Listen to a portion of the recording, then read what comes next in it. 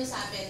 Kagaya ng sinabi ko sa inyo kanina, nagbibigay kami taon-taon ng dividends. Pero para sa purpose ng illustration, ang binigay namin na dividend rate dito para ma-compute yung savings niyo sa loob ng 20 years is yung average ng 2020 to 2022, which is 5.88. So, ibig sabihin, simula nag-start si member hanggang ma-reach niya ika-20th year, nagbigay ng dividendo na nasa 5.8. Para medyo siyempre at least makakatotohanan. Pero ang dividend rate po talaga namin kayo nasa 6.5. So, mas mataas po.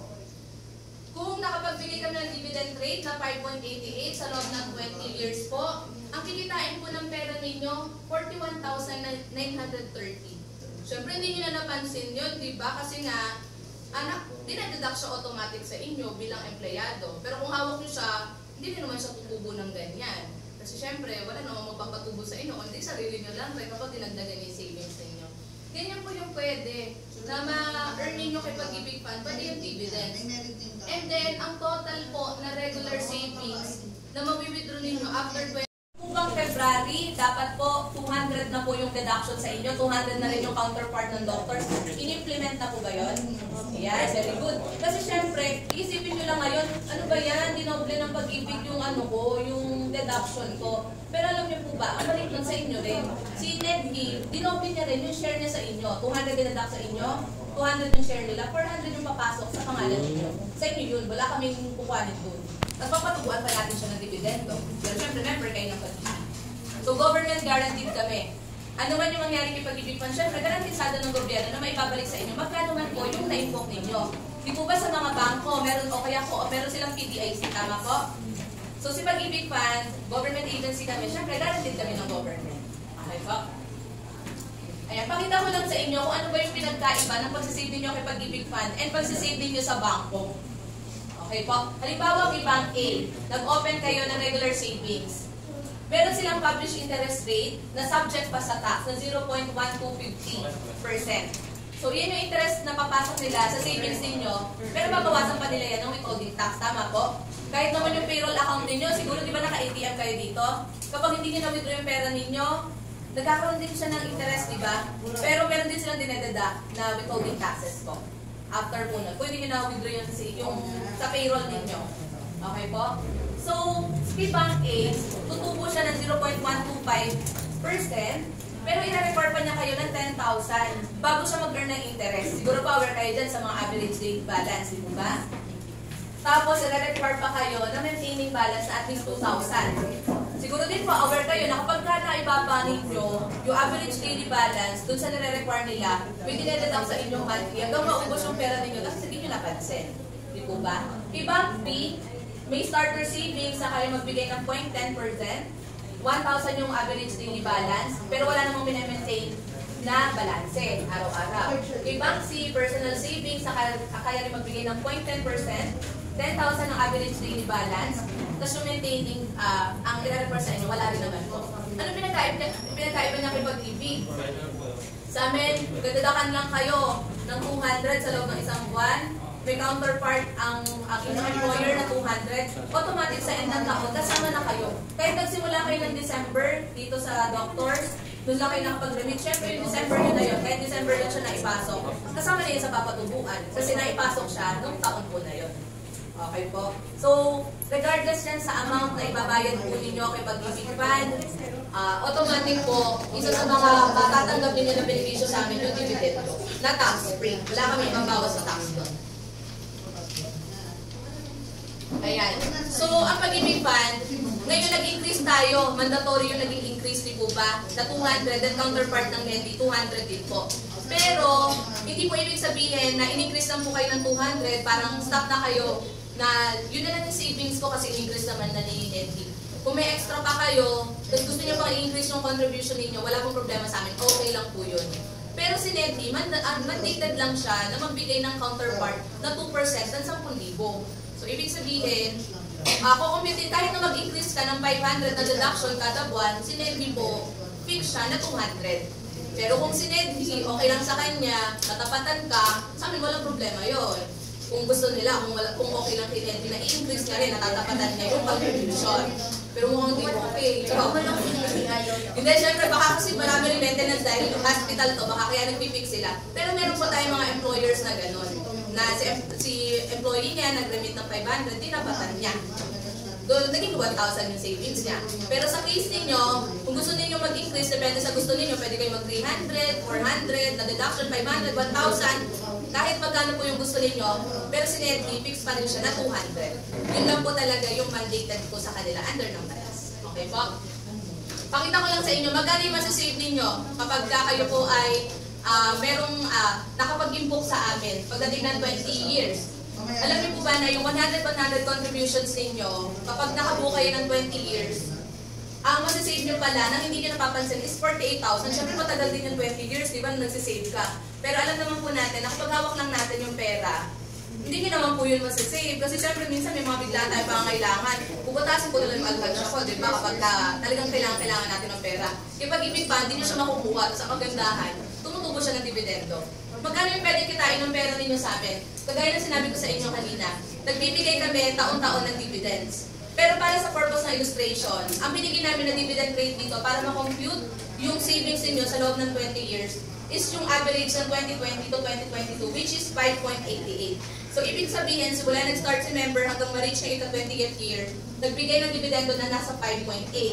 Para medyo siyempre at least makatotohanan. Pero ang dividend rate po talaga namin kayo nasa 6.5. So, mas mataas po. Kung nakapagbigay kami ng dividend rate na 5.88 sa loob ng 20 years po, ang kikitain po ng pera ninyo, 41,930. Siyempre, hindi nyo na napansin yun, di ba? Kasi nga, dinadeduct siya automatic sa inyo bilang empleyado. Pero kung hawak nyo siya, hindi naman siya tutubo ng ganyan. Kasi siyempre, wala namang magpapatubo sa inyo. Hindi, sarili nyo lang rin kapag dinagdagan yung savings sa inyo. Ganyan po yung pwede na ma-earn ninyo kay Pag-ibig Fund, pwede yung dividend. And then, ang total po na regular savings na mag-withdraw ninyo after 20 years po, aabot siya ng 89,000. Di po ba ang ganda pong benepisyo? Hindi lang po natin alam na si Netly, bilang empleyado kayo, dinoble po yung ipon ninyo. Kasi Pag-ibig Fund, nagbigay pa ng dividendo. Halos sa triple yung pera nyo po kay Pag-ibig. Diba? So kapag in-increase nyo pa siya, syempre mas mataas yung savings. Kung 300 kayo, 200 pinadeduct ninyo, sample lang. Tapos nung sample kasi na to, naka 100 pa si employer. Kaya 300 siya. So 200 si employee, 100 sa employer, kasi yung pa yung mandatory nun. So 72,000 yung may ipon niya, and then 62 yung dividends. So ang point lang po nito, habang tinataas niyo po yung savings niyo kay Pag-ibig, habang tinataas niyo po yung savings kay Pag-ibig, syempre mas mataas din yung dividends po ninyo. Ganun po siya. Ayan, kapag nag-1,000 kayo, halimbawa, 1,000 yung remittance nyo na total, 800 yung sa inyo, 200 yung mula kay doctors, 1,000 yung nire-remit, makaka-impok pala kayo ng 240,000 sa loob ng 20 years. Yung dividends noon, nasa 209.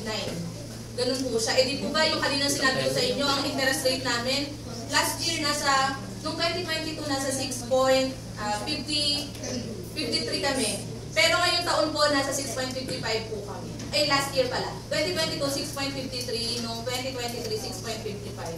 Eh, yung sample ko po na ito, nasa 5.8 lang po. Yung, para lang po sa kaalaman ng lahat, syempre yung dividend sa Pag-ibig Fund, hindi po yan naka-fix. Depende po yan sa income ng Pag-ibig. So, not less than 70% ng kinita ni Pag-ibig Fund, binabalik namin sa mga miyembro bilang dividendo. Kaya nga lagi namin encourage yung members, sa amin na lang kayo mag-loan kasi may interest man po yung loan namin. Pero sa end ng year, may binabalik kami na dividend sa inyo. And kung sa amin kayo nag-loan, kayo rin naman makikinabang po nun. Dahil interest naman po yung balik sa inyo. Okay po? O kaya mag-loan na kayo, di ba? Mamaya, dala-dala na ni Ana lahat ng nandito, yung loan application nyo. Yes, ma'am. Kailan po pwede mag-lump sum sa regular? Okay, ma'am. Mamaya, di-discuss natin siya dito. Meron din po tayong discuss. Siyempre, alam ko naman na savings tayo, tapos sasabihin ng mga nandito, di-discuss mo yung savings, kailan mo makukuha yung savings ko. Part po siya ng presentation. Mamaya, ilalatag natin para at least aware kayo kailan nyo makukuha. So, yung kanina, yung top up ng savings, sabi ko nga sa inyo, hindi kayo limited na 200 na papadeduct nyo kailan Pag-Camille. Kung gusto nyo mag-increase, dahil gusto nyo na mas mataas na savings, tapos hindi na ninyo nagagastos kasi automatic dinededuct sa inyong payslip, sa inyong sweldo, month-buwan, ayan, lapit lang kayo, pa-upgrade kayo ng contribution po ninyo. Madali na magpa-upgrade. Meron tayong savings upgrade form. Accomplish nyo yan, pasa nyo sa kanila, and then, i-apply na nila dun sa sweldo ninyo sa susunod na buwan. At hindi ko na ito yan sa inyo discuss kasi usually pang self-employed yung pagtatap up lang sila lang yung gagawa. Hindi ko ma-advise sa inyo na magtatap up kayo na hindi nyo papadaanin sa employer kasi employed kayo. magre-reflect po kasi sa amin na double payment, tapos employed kayo, baka pag nag-release kayo ng inyong savings, syempre tatanungin, kayo ba talaga nag-remit nito kasi baka mamaya may nagkamali lang ng bayad, tapos nagamit yung pag-ibig number ninyo. Hanapin sa inyo yung proof ng payment kasi. Kaya advisable, kapag employed, padaanin po sa accounting yung inyong mga deduction. Huwag po kayong mag-hiwalay na payment. Ang mapapayo ko sa inyo kung gusto na hiwalay na payment, mamaya didiscuss ko sa inyo yung MP2. Yun yung pwede ninyong gawin na kayo lang. Ay, ito yung tinatanong ni ma'am. Kailan daw ba mabibigro yung savings kay Pag-ibig? Siyempre, dinededuct yan. Sabi ko, savings siya. Kailan nyo ba siya makukuha? Siyempre, may mga regular grounds tayo ng withdrawal. Hindi po siya basta naging empleyado kayo ng doctors, tapos nag-resign kayo, tapos pupunta kayo kay Pag-ibig, kukuhanin ko na yung sinave ko kasi nag-resign na ako. Hindi po, may mga tinitignan po kami na mga grounds ng withdrawal kung pasok po ba kayo. So una po dito, yung membership maturity. Kanina po, di ba, diniscuss ko magkano may iipon ninyo kapag nakabuo po kayo ng 20 years. Isa po yan sa grounds ng withdrawal ni Pag-ibig Fund. Kapag nakabuo po kayo ng 20 years, maaari nyo na pong ma-withdraw yung savings ninyo, pati yung dividends, para ma-enjoy nyo siya. Pero syempre, kung connected pa rin kayo dito sa doctors, automatic, tuloy-tuloy pa rin po yung pagdededuct sa inyo sa mga susunod na buwan. Hindi po siya termination ng inyong savings sa amin. Isa lang siya sa mga maaari nyo ma-avail sa amin. Pero, inform ko na po kayo, kapag nakabuo kayo ng 20 years, tapos nag-decide kayo na i-withdraw nyo yung contribution ninyo, sa amin wala namang problema. Pero sa inyo po, ang effect naman nun, kapag withdraw nyo yung savings ninyo ng 20 years, syempre kapag 20 years na yun, tagal nyo ng member, di ba? Mataas na rin yung savings ninyo. Kagaya yung sinabi ko kanina, pag mataas na yung savings ninyo, mataas na rin yung dividends niyan. Sabihin natin, kumikita na yung savings ninyo sa amin ng 5,000 sa loob ng 1 taon dahil ang dami yung savings sa amin. Pag nag-withdraw kayo, babalik kayo sa zero, yung dividends ninyo, syempre, babalik din siya sa maliit ulit. Pero hindi namin kayo pipigilan, nakuha niyo yung contribution ninyo kung kailangan nyo talaga. Pero kung hindi nyo naman kailangan, hindi ko po mapapayo na i-withdraw nyo siya kasi alam nyo po ang bilis ng pera ngayon kapag hawak na natin, di ba? O bibili ka na agad ng iPhone 15, syempre, laki nung makukuha mo, di ba? Ganun lang, tapos wala na yung pera natin. Pero kung nasa amin lang siya, hindi nyo pa naman siya kailangan, hayaan nyo lang po muna dyan. Kasi tutubo siya ng dividend na mas mataas. Sayang din po yun. Next po, retirement. Siyempre, ito yung isa sa mga karaniwan ng mga empleyado. Pag na-reach po, hindi siya nakabuo ng 20 years, okay lang yun. Pero nauna niyang Section 60, pwede na rin siyempre ma-withdraw yung kanyang contribution kahit na ilang taon lang siya na nag-save po sa amin dahil naging employed siya. Pagdating ng 60, may ipapile lang siya sa amin. Usually, madali lang yung 60 kasi magpakita ka lang na may date of birth ka, na talagang 60 ka na, mag-withdraw mo na yun. Pero kung patuloy ka pa rin, ayaw ka pa rin siyempre pakawalan ni Neddy, mahal na mahal ka ni Neddy. Sabi niyo, magtrabaho ka pa kasi baka wala ka pang gagawin sa bahay hanggang 65. Okay lang yun, withdraw niyo yung 60. Pero after nun, dahil connected ka pa kay Neddy, padedak ka pa din hanggang 65. Pero pag 65, stop na po talaga yun. Mandatory retirement na yun sa amin. Hanggang doon ka lang pwede mag-save. Hanggang 65 years old.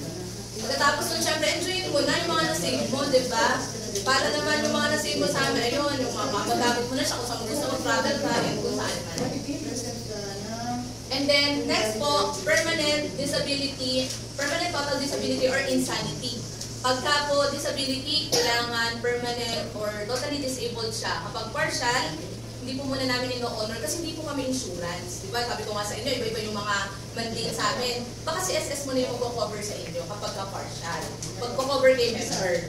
Kapag totally disabled siya, hindi na makaka-work, ayan, nandiyan sa Pag-ibig, syempre, i-reduce na namin yung kanyang savings, pag-provide siya ng requirements kung talagang qualified siya, and then, pag nirelease namin, magagamit niya na yun, na additional na pa, papagamot sa kanya, diba? And next po, syempre, insanity. So, napatunayan na wala na sa sariling katinuan yung isang member. Okay lang din po yun. I-release na rin namin yung savings niya. Pero syempre, hindi po yan nakukuha sa acting lang. Kailangan din po ng dokumento na ipapasa sa amin. Medical certificate. Dapat pumunta kayo kayo Pag-ibig. Magandang magdadrama-dramahan kayo doon na mayroong wala na sa sariling katinuan. Ang gagawin po ng guard sa inyo, alam niyo pala, labasin kayo. Then, joke lang. Syempre po, i-assist namin kayo, pero hinga namin kayo ng dokumento. And pwede naman kasi mag-assist yung family member dyan para ma-file syempre yung kanyang claim sa amin. Kahit hindi naman si member, syempre kaya may family naman tayo. And para syempre mapatulong na rin na papapagamot dun sa member na nawala sa sariling katinuan. So hindi po effect sa amin yung drama lang na pupunta sa office, nagwala, nag-tumbling, okay. So hindi po, kailangan natin ng mga dokumento. Next naman po, termination from service dahil po sa sakit or karamdaman. So, naalis siya sa trabaho dahil nga po nagkasakit po siya and yung sakit niya is malala. So, hindi rin naman po lahat kasi ng sakit is qualified sa amin para mag-withdraw. May mga dala po ako ng form na modified pag-ibig. Kung makikita nyo rin po dun sa likod na terms and conditions kung ano yung mga pasok po sa akin. And then, next po, permanent departure from the country. Siyempre, kinuha na kayo ng anak ninyo o kaya ng magulang ninyo. Sabi dito ka na tumira sa US. Ayan, o kaya sa Canada ka na lang. Ayoko na nahihirapan ka. Sa Canada ka, dito ka na lang. Ganon. Ayoko na nahihirapan ka. Huwag ka na dyan. Tapos, siyempre, dahil ikaw ay sa ibang bansa naman ninirahan, meron ka naman ng visa which is permanent na po yung naka-indicate doon, na talagang doon ka natitira. Siyempre, kahit hindi mo na-reach yung 20 years, hindi ka naka 60 years old, hindi ka nagbaliw, hindi ka, or wala ka na-meet na iba. I-release na namin yung kasi nga, doon ka naman ninirahan eh. Para makuha, hindi ka na talaga babalik ng Pilipinas, syempre, di ba? Para mapakinabangan mo na rin yung savings mo sa amin. And then, next naman po, pagkamatay ng member. So, reminder lang po sa permanent departure from the country. Sabi ko nga po yung visa dapat permanent yung nakasulat. Or doon na talaga kayo manitirahan. Kapag working nakasulat sa visa, syempre iba yung OFW yun. Mandatory pa rin po na covered sa amin. So, yung next po, pagkamatay ng membro. So, hindi inaasahan, halimbawa, namatay yung member. Syempre, mabibidro naman ng kanyang immediate family member. And may binibigay po kami na additional death benefit na hanggang 6,000. Sabi siguro, ano ba yan? Late naman. Parang hindi pa agad ng pambulaklak. Pang candy lang. Hindi kasi diba, sabi ko nga sa inyo, hindi kami kasi ang burial. Meron kasi SSS na magkakover ng burial ninyo. Sa pag-ibig fund, savings kami na mabibidro yung savings. Pero nagbibigay pa rin naman kami ng additional death benefit na hanggang 6,000 po. So, paano yun?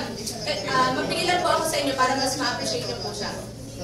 Yung pag-release po namin ng additional death benefit, depende pa yan kung active or inactive member ka. So, simulan natin sa inactive. Ang last payment niya, halimbawa, 2015.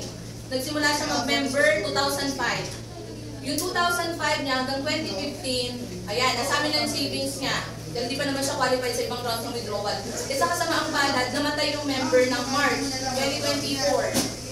And yung savings niya, simula po, halimbawa, ng 2005 hanggang 2015, sample lang po kung ang total lang po, halimbawa, is 4,000, dahil inactive member siya, tatapatan lang namin ng 4,000 yung kanyang additional death benefit. So, we-withdraw ng kanyang family members yung 4,000. Tapos yung additional death benefit namin, 4,000 po. Yun po yung we-withdraw ng kanyang family member. Pero kung active member naman po na mamamatay ang namatay yung isang member, let's say po, nag-start siya January 2024. Namatay po yung member ng March. Dahil active member siya, kahit 2 months lang yung kanyang savings, meron pa lang siya 800 sa amin, automatic naman po na 6,000 yung additional death benefit po na may bibigay natin. So, yun po pinagkaiba ng active and inactive member. So, ano pala tandaan sa active and inactive member, titignan namin kung yung last 6 months may pasok na payment. Kapag wala, automatic inactive. Okay po? And yung isa pa po, mga critical illness po ng member o ng kanyang relatives po within the second civil degree ng consanguinity po, inaalok po namin na ma-withdraw yung savings para pangtulong na rin. Ayan. So next po, MP2. Alam ko kung maraming interested sa MP2. May dala po akong form. Kung may gusto mo magpasok yung magbayad, okay lang din naman. Okay, tuturuan ko kayo kung paano kayo mag-Gcash. Kung ayaw nyo nang padaanin kay Ma'am Camille, yung deduction ninyo para sa MP2, okay lang din po yun. So, ano po ba yung MP2 savings? MP2 po, modified pag-ibig 2. Yung mandatory po, pag-ibig 1, regular savings. Ito po, additional savings po siya sa amin. Purely savings po siya. Ang tawag natin dyan, modified pag-ibig 2. May highest returns po ito ng pag-ibig compared po sa pag-ibig regular savings. Sinabi ko kanina, magkano yung dividend rate po ng pag-ibig 1? Nasa 6.55. Yung MP2 po natin, nakapagbigay po tayo ng 6.05 naman. 7.05, mas bumaba. So, 7.03? 7. Sorry, hindi ko ito na-update. 2023 na po. Yung 2022 po kasi naka-flash dito. 2023, 7.05 na po yan. Yung 2022 namin, 7.03. Alam niyo po ba, dumating din po yung taon na umabot kami ng 8.1. Sabi ko nga sa inyo, depende yun sa kasi income with pag-ibig fund kasi.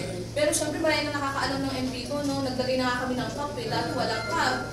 So yung mararaming pera, nagpasok mahigit 10 milyon, di ba? Ang laki ng, isipin nyo na lang kung magkano yung dividends. So, straight ang computation namin. Magpasok ka ng 1 million ng January na kailangan para buo yung dividendo mo. Nagbigay kami ng 7.05. Ang interest niya po, kung 7.05, 75,000, 1 million niya. Wala yung tax na death tax. Ganun siya. Mamaya meron sample tayo dito. So meron kayong pagpipilian dito, compounded or annual payout. So ibig sabihin, pwede po na after 5 years na i-withdraw yung savings ninyo, kasama yung dividendo. O kaya naman, annual, monthly kayo monthly po kayo na, annual na, di ba? Yearly po kayo na nag-withdraw nung dividends ninyo. Dividends lang po pinag-uusapan natin sa payout, ha? Yung savings ninyo, retain lang siya sa amin. Yearly, withdraw nyo naman yung inyong kinitang dividendo. And then, 5 years lang po maturity. Pero kayo pinag-ipunan. Gusto niyo magpalit ng kotse after 5 years, pwede nyo ditong i-save, di ba? O kaya meron kayong pag-aaralin na kapatid or anak after 5 years sa college. Pwede nyo siyang mag-save dito. E dalawa yung anak ninyo, pwede kayo mag-multiple savings, okay lang din po. Pero ang minimum na i-save ninyo dito, bawat account ninyo is 500 pesos. Hindi kayo dapat bumaba ng 500 pesos. Okay po? And then, ngayon po, open na rin po ito sa mga retirees, sa pensioners, sa mga former Pag-ibig Fund members. Excuse po. Kapag former Pag-ibig Fund members po, ang ito-check namin dyan, naging member ba siya ng 2 taon bago po siya nag-retire? Kung wala siya membership ng 2 years, hindi na po namin siya i-allow kung more than 60 years old na po siya. Okay po? So kayo mga bata pa po yung nandito, possible may 2 years kayo, tapos kapag nag-retire kayo ng 60, naisip niyo mag-save pa rin ako kay Pag-ibig kasi wala akong mapaglagyan nung sobrang laki nung nakuha ko retirement pay, consider nyo, diba? Dito nyo muna siya ipasok kasi ayaw naman siyang gastusin agad. Ayun po. Pwede rin kami mag-conduct ng mga seminar po sa mga magre-retiro ninyo. Pwede nyo kami invite para at least ma-offer din namin ito, diba? Para may mapaglagyan po sila. Dahil alam ko malaking laban ng MP2 namin compared po sa ibang pwede nilang paglagyan. Ayan, so kagaya na sinabi ko kanina, 7.05 po kami, 2023 na dividends. Ito pong naka-flash, 7.03 pang 2022 po. Ayan, pakita ko sa inyo, magkano yung pwedeng kitain ng pera ninyo. Tapos kung ang pinili po ninyo ay annual na nag-withdraw ng dividendo. Kung kayo po ay nagsisave ng 500 religiously, simula po January hanggang makareach po kayo ng 5 taon, nakabuo po kayo ng 5 years times 12. 60. 60. Bigla ko na kalimutan eh. So 60, sa loob ng 1 taon, 12 times kang naghulog ng 500. Halimbawa, nagpapadadang ka. Sa unang taon, kung nakapag-declare kami halimbawa lang po ng 6.38, ang pwede nang kitain ng inyong 6,000 is 207. So wala kami babaw sa tax dyan. Kung naka-annual kayo, yun yung i-withdraw ninyo sa unang taon. Siyempre sa second year, nasa amin pa rin yung savings ninyo, tuloy-tuloy pa rin kayo naghulog ng 500, nagkaroon na kayo ng 12,000. Ang mag-withdraw nyo na sa second year, kung yun pa rin yung dividend rate, 590 na siya. Tapos sa third year, tuloy-tuloy pa rin, 972 na i-withdraw nyo. Fourth year, 1,300. Fifth year, 1,700. So yung 30,000 ninyo, sa loob ng 5 taon, tumupo siya kay Pag-ibig Fund ng 4,800. Alam mo po kayo na i-compare sa sarili ninyo na sa iba hindi po kayang kumita ng ganyan yung 30,000 po ninyo. Di po ba? Kay Pag-ibig Fund po, 5 taon, possible na tumubo ng ganyan. Ang computation namin nasa 6 pa yan ha. Kaya sabi ko nga sa inyo, nasa 7 kami ngayon. Kung laging ganun yung aming dividend rate sa mga susunod na taon, mataas pa sa 4.8 yung mawibidro ninyo yung dividends kada taon. Kung i-increase po ninyo yung inyong MP2, syempre mas maganda, mas mataas ang savings, mas mataas ang dividendo. Yung 1,000 ninyo, kanina nasa 200 lang siya, magiging 440 na po siya sa unang taon, yan yung bibidro ninyo. Sa pangalawang taon, 1,1 na siya, so tuloy-tuloy pa rin, may nabibidro kayo. Ito yung na yung dulo. Ito. And then, hanggang 5th year, naka-withdraw kayong 3/4. Kung doble yung inyong savings kada buwan, doble rin yung earnings niya. Okay po? And ito naman, syempre ito yung bagay sa inyo. 1 million. Ito yung bagay sa inyo, diba? So, let's say, nag-save kayo ng January, 1 million. Tapos nakapagbigay po kami ng 6.38 na dividend rate. Yung unang taon na i-withdraw din ng dividendo, 63,800. So, yun na yan. Eh, hindi nyo na dinagdagan yung 1 million ninyo. Gusto nyo lang siya patubuan siya sa loob ng 5 taon.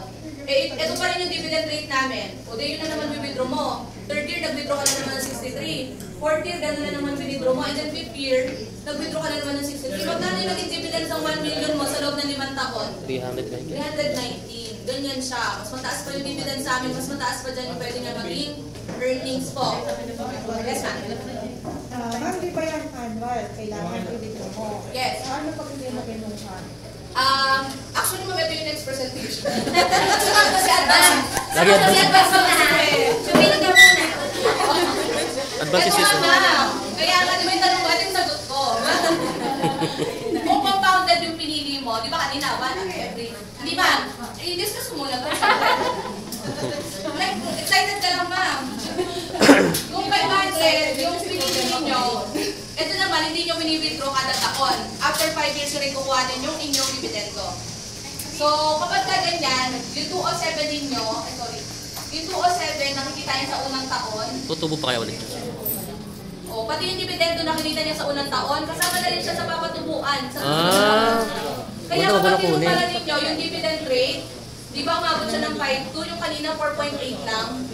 Kasi compounded, yung unang tinubo sa taon, pati yun, kasama na siya sa pinapatubuan sa susunod na taon kung hindi nyo siya wini-withdraw. Mas maganda wag mo na kunin ha. Pakita ko lang kapag 1,000 na yung savings ninyo, o same pa rin, 60,000 yung savings ninyo, pero naging 10,500 siya, kanina nasa 9,000 lang yan. Ayan, sige. Picturean nyo na muna. And then, Mo ano din. last po, kung 1 million, kanina magkano? 319, tama ba? 319 yung total. Dito po, umabot siya ng 362. Kasi nga, nag-roll over siya. Kung ano yung kinita niya, kasama pa sa pinapatubuan. Di ba? Ang ganda naman